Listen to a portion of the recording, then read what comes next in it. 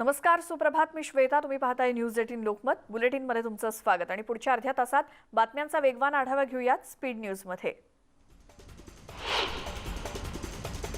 महाराष्ट्रात जाणाऱ्या लोकांची अडवणूक थांबवा, अन्यथा कर्नाटक सीमेवरील चेकपोस्ट उधळून लावू असा इशारा शिवसेनेनं दिलाय. कर्नाटक सरकारला शिवसेनेनं तसा इशारा दिला असून कोगनोळी टोल नाका परिसरात आरटीपीसीआर टेस्ट शिवाय कर्नाटकात प्रवेश नाकारला जातोय आणि कर्नाटक सरकारच्या भूमिकेमुळे गडहिंग्लज, चंदगड या भागामध्ये राहणाऱ्या नागरिकांना त्रास सहन करावा लागतोय. या प्रकरणी कोल्हापूर जिल्हा शिवसेनेनं कर्नाटक सरकारला अल्टिमेटम दिलाय. राज्यात कोकण आणि पश्चिम महाराष्ट्रात निर्माण झालेल्या पूरग्रस्त स्थितीमुळे अनेक संसार उद्ध्वस्त झालेत. आता या पूरग्रस्तांना राज्य सरकारनं मोठा दिलासा दिलाय. पूरग्रस्तांसाठी राज्य सरकारनं 11,500 कोटींचं पॅकेज जाहीर केलंय. माहिती आणि पुनर्वसन मंत्री, मदत आणि पुनर्वसन मंत्री विजय वडेट्टीवार यांनी ही माहिती दिली. पूरग्रस्त भागातील मदत, दुरुस्ती आणि दीर्घकालीन उपाययोजनांसाठी हे पॅकेज जाहीर करण्यात आलंय. यावर्षी ही मदत रकमेच्या स्वरूपात न देता धनादेशाद्वारे दिली जाणार असल्याचं वडेट्टीवारांनी सांगितलंय. तर आतापर्यंत 80% पंचनामे पूर्ण झाले असून बाकी पंचनामे लवकरच पूर्ण होतील असंही त्यांनी म्हटलं.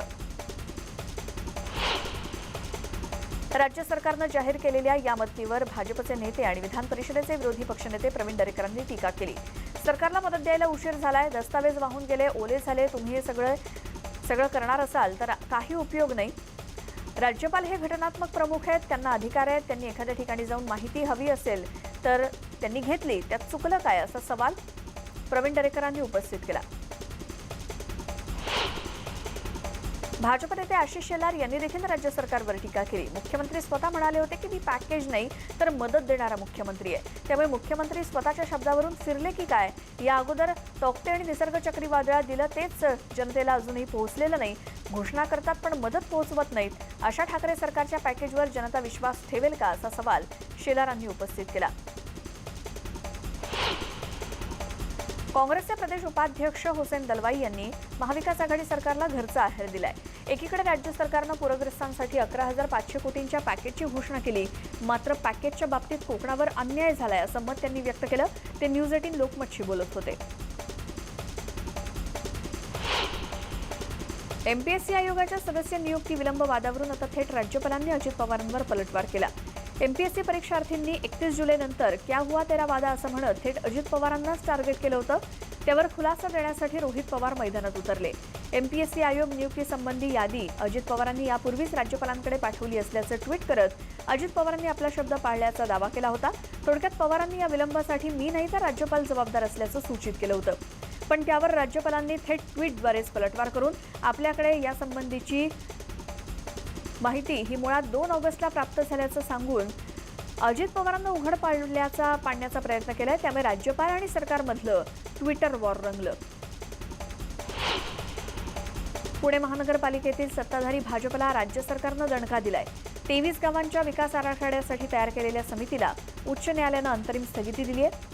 स्थानिक लोकप्रतिनिधींचा समावेश न केल्यामुळे ही समिती स्थगित करण्यात आली आहे.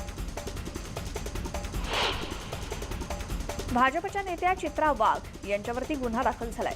राष्ट्रवादीचे युवक प्रदेशाध्यक्ष मेहबूब शेख यांनी आपली बदनामी केल्याचा आरोप करत हा गुन्हा दाखल केलाय.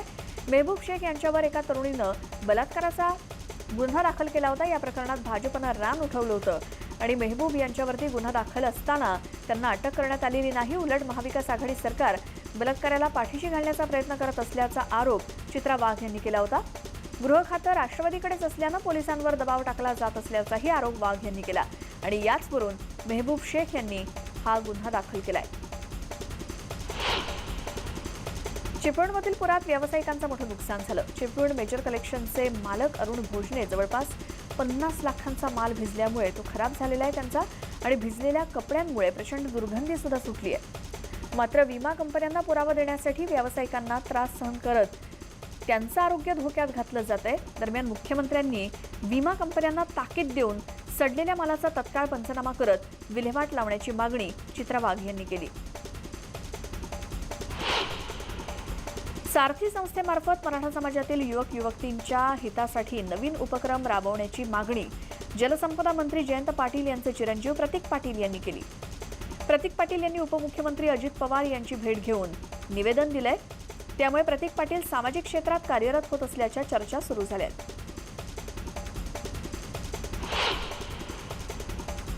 2 महिन्यांच्या बाळाचे प्राण वाचवताना पोलादपूरच्या साक्षी दाभेकर हिनं आपला पाय गमावला होता. साक्षीची केईएम हॉस्पिटलमध्ये जाऊन विरोधी पक्षनेते प्रवीण दरेकरांनी भेट घेतली. त्यावेळी दरेकरांनी साक्षी दाभेकरच्या कुटुंबियांना तातडीची मदत म्हणून 1 लाख रुपयांचा धनादेश तिच्या वडिलांकडे सुपूर्द केला. तसंच यापुढेही मदत करण्याचं आश्वासन देऊन तिच्या कुटुंबियांना धीर दिला. भिंत अंगावर कोसळल्यामुळे ती जखमी झाली होती आणि केईएम हॉस्पिटलमध्ये तिच्या डाव्या पायावर शस्त्रक्रिया करण्यात आली आहे.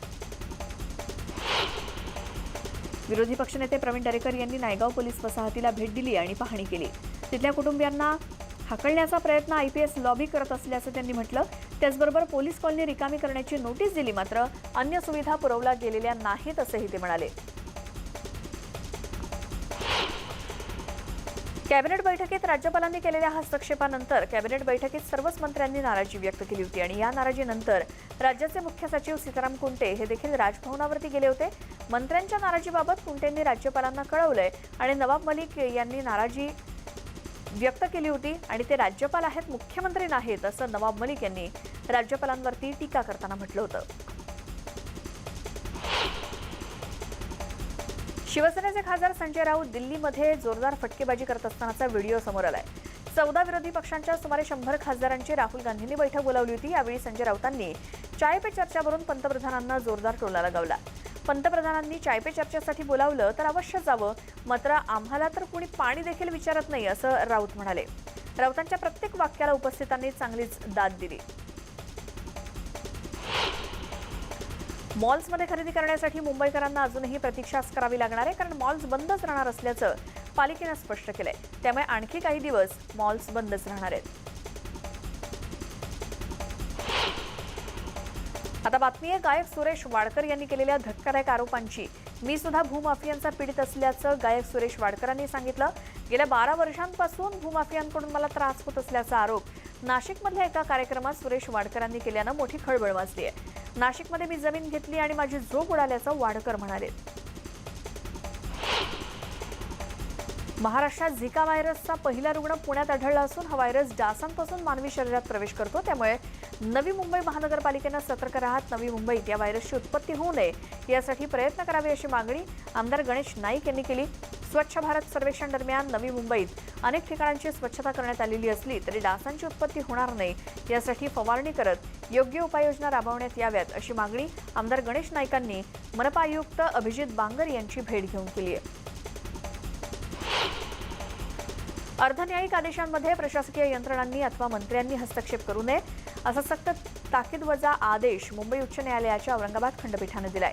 तहसीलदारांनी पारित केलेल्या अर्धन्यायिक स्वरूपाच्या आदेशाविरुद्ध अपील करण्याची तरतूद असताना राज्यमंत्री अब्दुल सत्तार यांनी त्यांच्या अधिकाऱ्यांच्या कार्यकक्षेबाहेर जाऊन तहसीलदारांच्या आदेशाला स्थगिती दिली होती आणि त्या अनुषंगानं खंडपीठानं तीव्र नापसंती व्यक्त करत अर्धन्यायिक आदेशामध्ये प्रशासकीय यंत्रणांनी अथवा मंत्र्यांनी हस्तक्षेप करू नये असं म्हटलंय. यावरती अब्दुल सत्तार यांनी माझ्या दृष्टीनं तो विषय संपला असल्याचं म्हटलंय.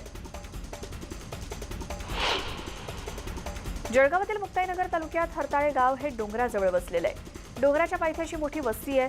पावसाळ्यात डोंगराच्या भागाखाली राहणाऱ्या ग्रामस्थांच्या घरावरती दगडमाती खचून घरावर पडत असल्यानं स्थानिक रहिवाशांमध्ये भीतीचं वातावरण आहे. या ठिकाणी संरक्षक भिंत बांधली जावी अशी मागणी डोंगराखाली राहणाऱ्या नागरिकांनी केली आहे. रायगड जिल्ह्यातील वरंधजवळील तळीये या गावावर डोंगर कोसळून संपूर्ण वाडी नष्ट झाली. अनेक जणांचे बळी गेले. या घटनेला जवळजवळ 2 आठवडे होत आलेत. अजूनही गाव आणि रायगड जिल्हा या धक्क्यातून सावरलेला नाही. आता त्याच तळी गावापासून अगदी हाकेच्या अंतरावर वसलेलं वरंध हे गाव आता भीतीच्या छायेत आहे. गावाला डोंगराचा वेढा आहे, त्यामुळे हा डोंगर कधी कोसळण्याची भीती ग्रामस्थांना वाटते. त्यामुळे गावावर कधी डोंगर कोसळण्याची भीती ग्रामस्थांकडून व्यक्त होते. सरकारकडून मोठ्या दुर्घटनेची वाट न पाहता तातडीनं पावलं उचलून वरण गावातील ग्रामस्थांचं तातडीनं स्थलांतर करावं अशी मागणी करण्यात येते.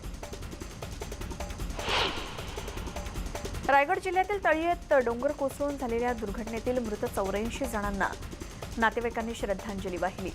महाडमधील तळीये दुर्घटनेला 13 दिवस झाल्यानं नातेवाईकांनी सर्व मृतांचं एकत्रित विधिवत उत्तरकार्य केलं. भाजपच्या चित्रा वाघ यांनी चिपळूणमधील पूरबाधित क्षेत्राची पाहणी केली. अनेक बाधित लोकांच्या घरात जाऊन तिथल्या लोकांना धीर देत भाजप आपल्या सोबत असून केंद्र स्तरावरती आपण शक्य ती मदत मिळवून देऊ असं आश्वासन त्यांनी पूरबाधितांना दिलं. न्यूज 18 लोकमतशी बोलताना त्यांनी सरकारनं जाहीर केलेल्या पॅकेजबद्दल जोरदार टीका करत ही मदत तुटपुंजी असून यातून व्यापारी आणि नागरिक सावरू शकणार नसल्याचं म्हटलंय. बुलढाणा जिल्ह्यातील मेहकर या तालुक्यात असलेलं पेनटाकळी धरण हे भर पावसाळ्यात कोरडं पडलं असल्याचं विदारक चित्र आहे. पेनटाकळी धरणात केवळ 32% पाणीसाठा आहे. त्यामुळे ऐन पावसाळ्यात इथल्या नागरिकांना पाणी टंचाईचा सामना करावा लागतोय. 20 गावांना पाणी पुरवठा करणारं हे धरण आहे. आता पुणेकरांसाठी महत्त्वाची बातमी. पुण्याला पाणी पुरवठा करणाऱ्या खडकवासला धरणातील पाण्याची गढुळता वाढली आहे. तब्बल 200 टर्बिडिटी युनिटनं पाण्याची गढुळता वाढली आहे. त्यामुळे पुणेकरांना पूर ओसरून 8 दिवस उलटूनही अद्याप गढूळ पाण्याचाच पुरवठा होतोय. चेंबूर, विक्रोळी आणि भांडूपमध्ये डोंगरावर राहणाऱ्या अनेक नागरिकांना आपला जीव गमवावा लागला. मागील महिन्यामध्ये दरड भिंत कोसळून एकूण 25 जणांना जीव गमवावा लागला. डोंगरावर राहणारे नागरिक अजूनही आपला जीव मुठीत धरून जीवन जगतायत. मुलुंड पश्चिमेकडील तब्बल 4000 घरं ही सध्या मृत्यूच्या सावटाखाली राहत आहेत आणि या घरांवर कधीही दरड कोसळण्याची शक्यता आहे. त्यामुळे प्रशासनानं याकडे लक्ष देण्याची मागणी नागरिकांकडून होते. न्यूज 18 लोकमतच्या बातमीनंतर साक्षी दाभेकरला मोठी मदत देण्यात आली आहे. जयपूर फूट मिळवून देण्याची मंत्री एकनाथ शिंदेंनी जबाबदारी घेतली. शिक्षणाचा खर्च सुद्धा करणार असल्याचं त्यांनी म्हटलंय. त्यामुळे साक्षीला मोठा आधार मिळालाय.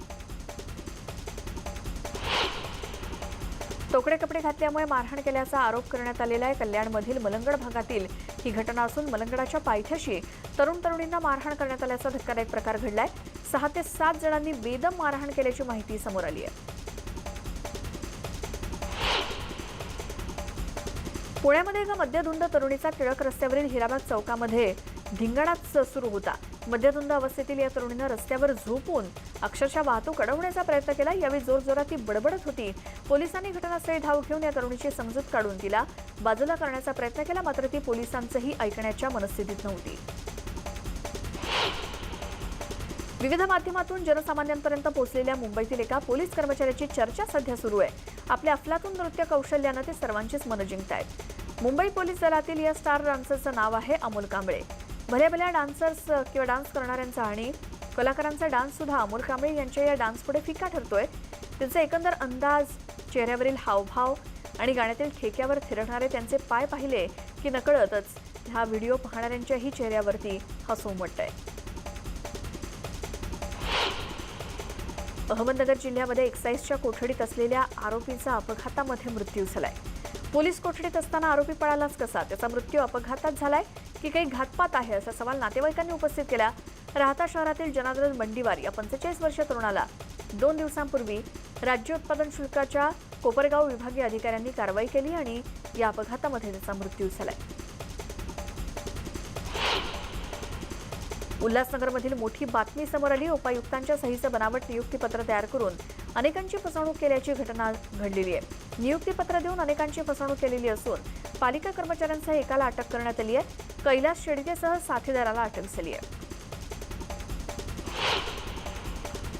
विरारमध्ये हृदय पिळवटून टाकणारी घटना घडली आहे. त्या नवजात मुलीला बिल्डिंगच्या टेरेसवरून खाली फेकून देण्यात आलं असून 15 वर्षीय मुलीनं हे कृत्य केलं असल्याचं समोर आलंय.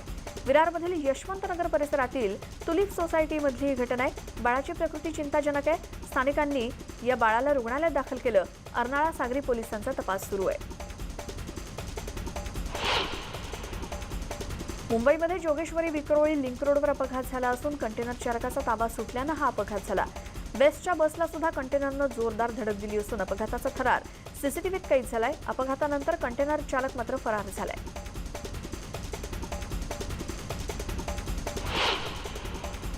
वर्ध्यामधील पशुचिकित्सा व्यवसाय संघटनेनं विविध मागण्यांसाठी काम बंद आंदोलन केलं. महात्मा गांधी पुतळ्याजवळ आणि जिल्हाधिकारी कार्यालयासमोर काम बंद आंदोलन करण्यात आलं.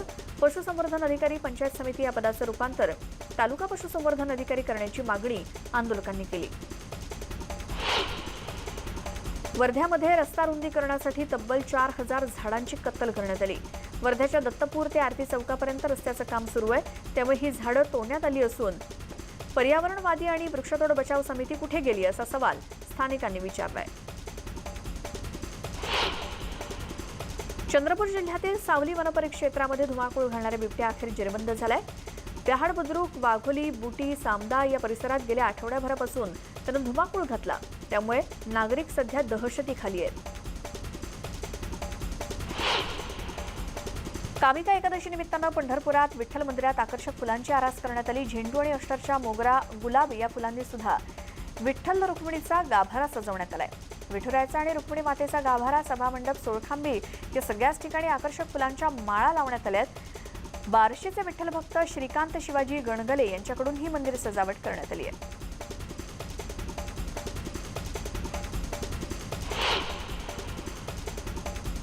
अशाच आणखी काही बातमी आपण पाहूयात एका छोट्याशा ब्रेक नंतर। पाहत राहा न्यूज 18 लोकमत।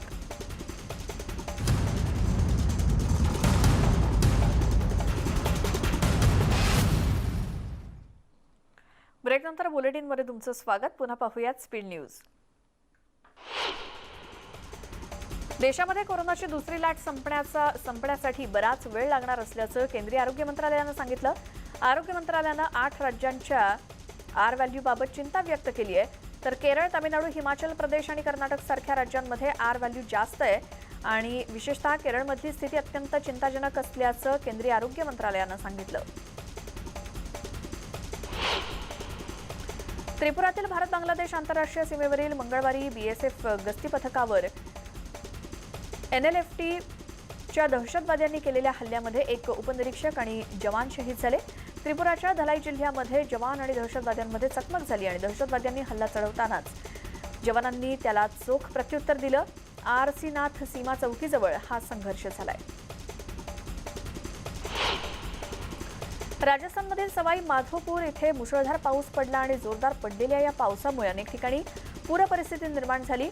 रणथंबोर किल्ल्याजवळ सुद्धा पाणी साचलं होतं आणि या पाण्यामध्ये मोठी दुर्घटना टळली। दुचाकीवरून जाणारा एक तरुण थोडक्यात बचावला, मात्र दुचाकी त्याची पाण्यामध्ये वाहून गेली।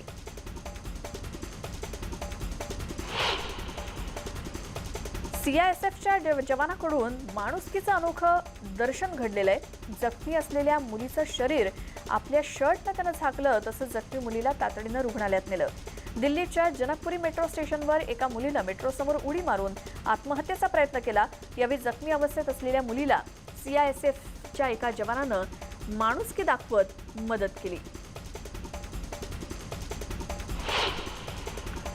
अमेरिकेतील पेंटागनमध्ये गोळीबार झाला आणि मेट्रो स्टेशनच्या प्रवेशद्वाराजवळ हा गोळीबार झाला।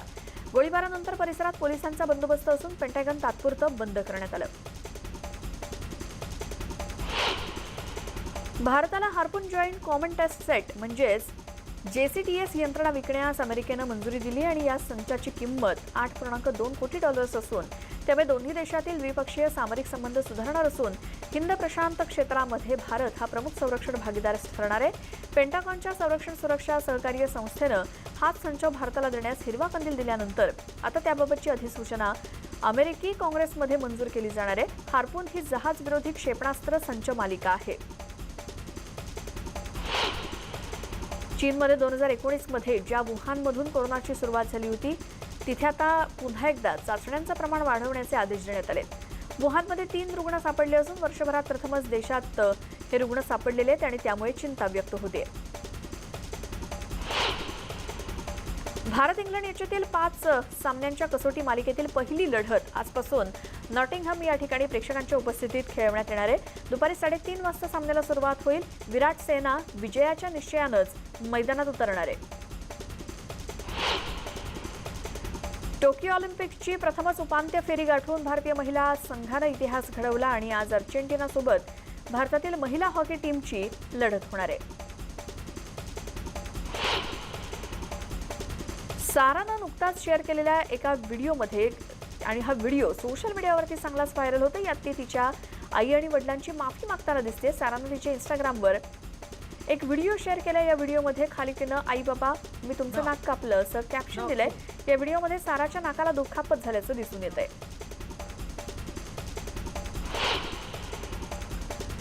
बॉलिवूडचा खिलाडी अक्षय कुमारचा बहुप्रतीक्षित सिनेमा बेल बॉटमचा ट्रेलर अखेर रिलीज झालाय।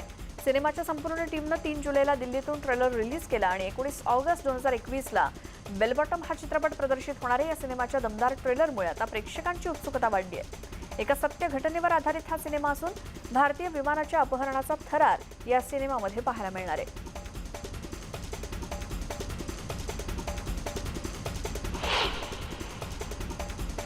आणि या सगळ्या बातम्यांसोबतच स्पीड न्यूजमध्ये आपण इथेच थांबणार आहोत. मात्र या दरम्यानच्या बातम्या तुम्ही कुठेही प्रवासात असता किंवा ऑफिसमध्ये त्या जर तुम्हाला पुन्हा पाहायच्या असतील तर न्यूज 18 लोकमतच्या YouTube चॅनलला सबस्क्राईब करा. फेसबुक आणि ट्विटरवरती आम्हाला फॉलो करा आणि बातम्यांच्या अपडेट्ससाठी पाहत राहा न्यूज 18 लोकमत.